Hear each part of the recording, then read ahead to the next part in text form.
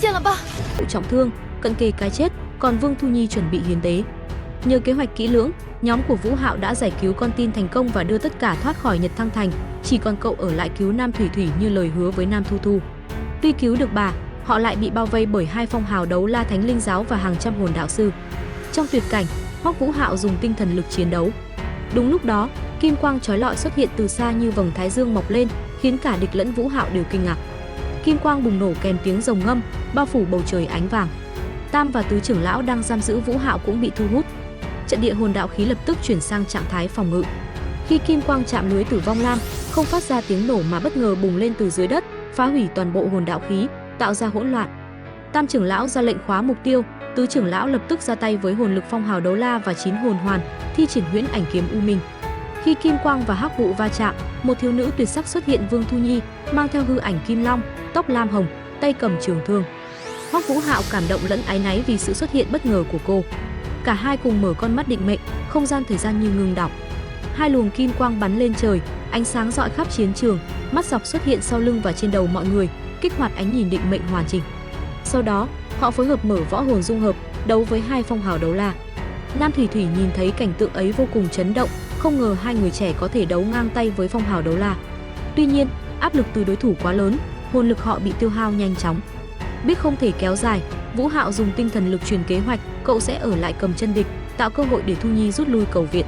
Thu Nhi lặng lẽ đồng ý, sau đó ôm lấy Vũ Hạo từ phía sau, truyền hồn lực cho cậu, đầu tựa lên vai trong khoảnh khắc yên bình giữa chiến trường hỗn loạn. Vũ Hạo hiểu rõ tình cảm của cô, nhưng trong lòng chỉ có Vương Đông Nhi, mong hành động này sẽ giúp Thu Nhi sớm tìm được người phù hợp. Trong trạng thái tinh thần siêu thoát, ký ức về những đồng đội như Y Lai Khắc Tư, Băng Đế, Thiên Mộng, Tuyết Nữ ùa về, khiến cậu quyết định truyền lại toàn bộ sức mạnh cho Thu Nhi, người có thiên phú và huyết mạch long thần, để cô tiếp tục con đường trở thành thần. Dù các bạn trong biển tinh thần cố gắng can ngăn, Vũ Hạo vẫn kiên quyết. Ba mắt của cậu lúc này sáng rực như sao trời, ánh sáng vượt cả bình minh. Kiếm quang u minh của tứ trưởng lão dày đặc chút xuống nhưng kỳ lạ né tránh thân thể cậu, như có lực lượng thần bí bảo hộ. Một bóng dáng mờ nhạt giống hệt Vũ Hạo hiện ra sau lưng, tỏa ánh vàng nhạt dịu dàng, ngồi xếp bằng với hai tay kết hình trái tim, mở ra một cảnh giới siêu thoát chưa từng có. Ngay sau đó, ngọn lửa màu vàng kỳ dị bắt đầu bốc lên, ánh sáng lan tỏa khắp nơi như buổi sớm mai chợt đến. Các thành viên của quân đoàn hồn đạo Tà Quân đều vô thức buông vũ khí hồn đạo trên tay, mắt nhìn đờ đẫn về cảnh tượng không tưởng trước mặt. Lúc này, Hoắc Vũ Hạo với ánh mắt cao ngạo như đang nhìn xuống chúng sinh, nụ cười ôn hòa nhưng đầy khinh miệt, đã chọn thiêu đốt biển tinh thần của chính mình. Trong thế giới của hồn sư và hồn đạo sư, việc thiêu đốt hồn lực đã vô cùng nguy hiểm, có thể khiến tu vi tiêu tan hoặc mất mạng. Còn thiêu đốt tinh thần lực lại càng chưa từng có tiền lệ vì liên quan đến linh hồn, một khi vượt kiểm soát thì chỉ còn kết cục thần hồn câu diệt. Tam trưởng lão, tứ trưởng lão và Vu Vũ đứng sững với ánh mắt không thể tin nổi. Quyết định tuyệt vọng của Hoắc Vũ Hạo đến từ cảm giác tội lỗi với Vương Thu Nhi để bảo vệ cô. Cậu sẵn sàng hy sinh tất cả và nỗi ám ảnh trước sự điều khiển của Vu Vũ sau bi kịch của Phong Lăng. Cậu bước lên một bước, ánh mắt bỗng trở nên dịu dàng khi ánh sáng vàng của Vương Đông Nhi hiện ra phía sau, xuyên qua Vương Thu Nhi rồi dung hợp vào cậu. Trong đôi mắt đẹp của Vương Thu Nhi thoáng hiện vẻ bi thương, ngay cả khi ở ranh giới sinh tử, người Hoắc Vũ Hạo nhớ đến vẫn là Vương Đông Nhi.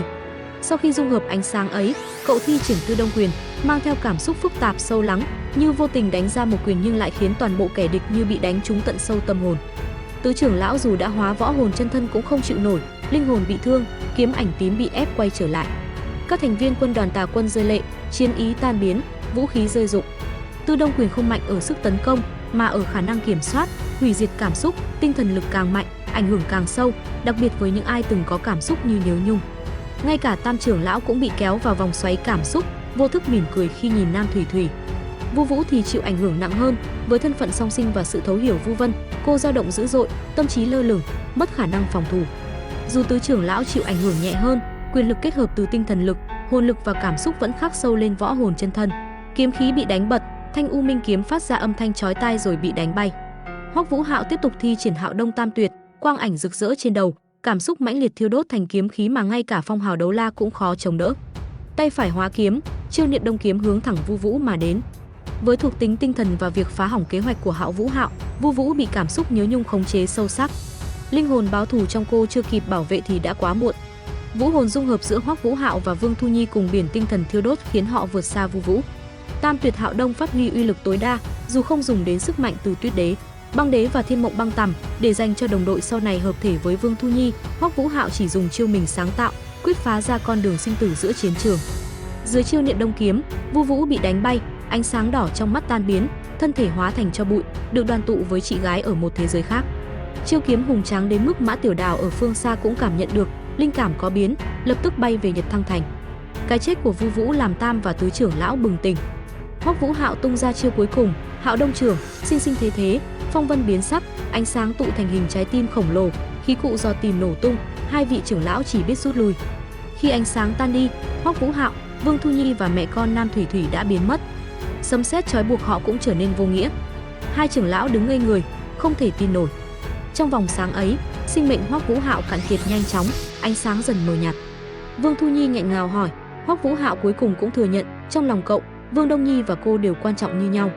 Cậu hối hận vì từng trốn tránh, và nếu được làm lại, sẽ chọn bảo vệ cả hai. Vương Thu Nhi nước mắt trào dâng, nhưng lần này là nước mắt hạnh phúc.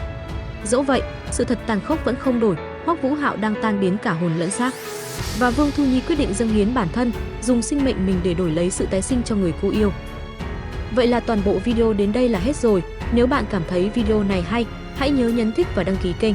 Đừng quên bật chuông thông báo để không bỏ lỡ video mới nhất nhé. Hẹn gặp lại trong những video tiếp theo. Tạm biệt.